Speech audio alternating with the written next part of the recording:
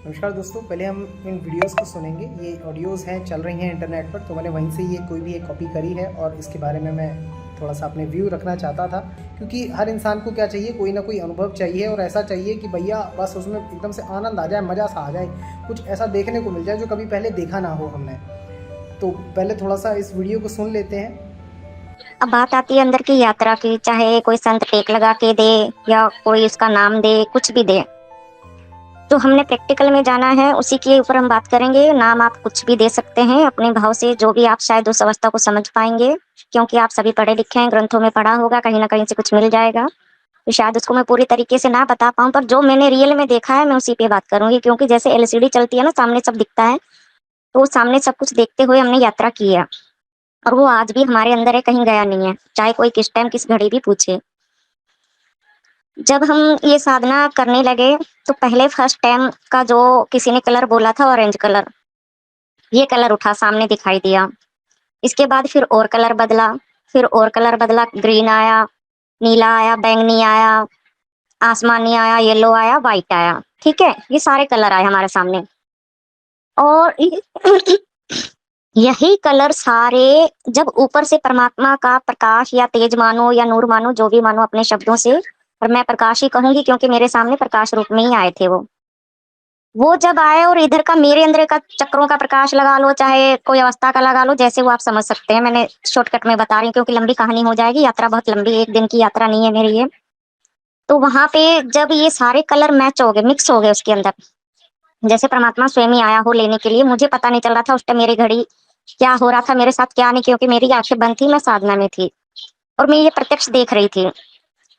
वो ऊपर से जो नूर या वो तेज या वो प्रकाश आया, उसके अंदर ये मिक्स हो गया। तो मैं जान नहीं पाई कि मेरे अंदर से कौन सा निकला और बाहर से कौन सा आया मेरे अंदर। मतलब दोनों एकाकार हो गए।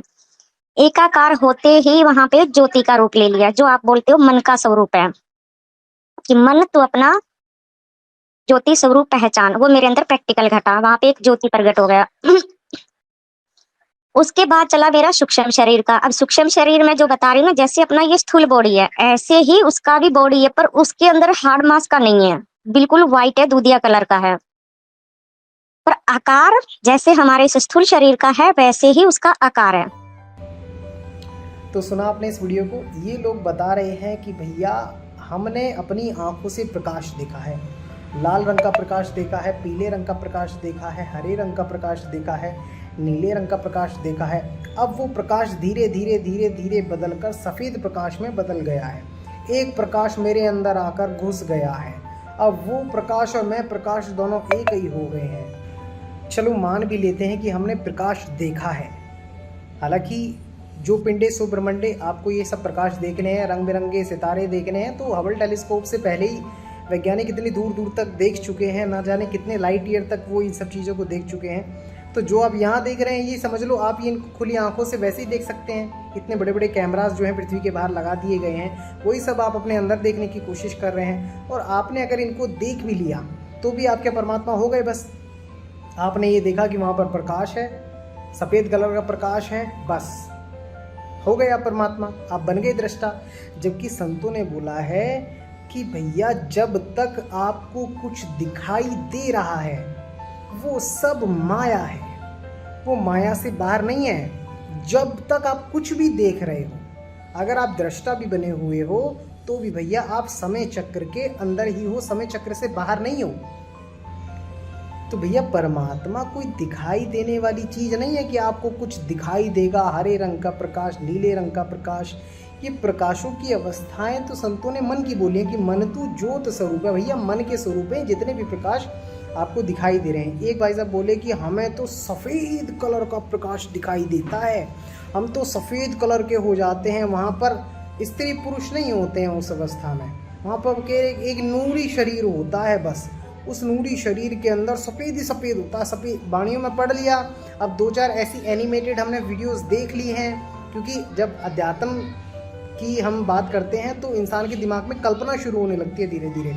अब कल्पना शुरू होते होते इंसान उनको विजुअलाइजेशन चाहता है कि ऐसा होना चाहिए, ऐसा दिखना चाहिए।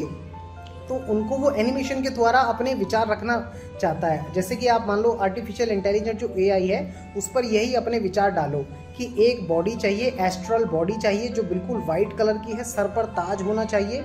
मैंने ये बनाई है, मैं आपको वीडियो के इसी में दिखा दूंगा अंत में कि मैंने कैसी कल्पना आर्टिफिशियल इंटेलिजेंस पर रखी और वही कल्पना उसने बना दी।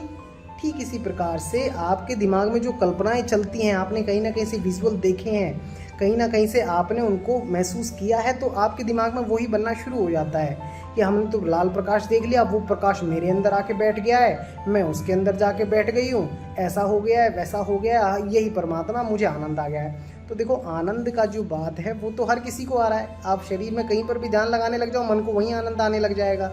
लोगों को गुटखा खाने में आनंद आने लगता है, उसका आनंद ही अलग है। आप उससे पूछो कि भैया इसमें क्या है ऐसा जो तो इसको खा रहा है, इससे कैंसर होता है, उसको पता भी इससे मर जाएंगे, लेकिन फिर भी आनंद आ रहा है उसको इसमें। तो ठीक इसी प्रकार से जो भी आपके दिमाग में चलता है, मान लो जो भी आपके विचार उसको प्रकट करते हैं, वो विजुअल आपने कहीं ना कहीं पर देखे हैं या किसी ना किसी से सुने हैं। लेकिन संतों ने इन सब चीज़ों को बोला कि भैया जो भी आपको चीज़ें दिखाई दे रही हैं वो सब माया है, वो माया के अंतर्गत ही आता है, वो परमात्मा नहीं है, वो आपका स्वरूप नहीं है। हमारा स्वरूप क्या है? हम हैं शब्द और शब्द हम माही, हमसे भिन्न और कछु नाही।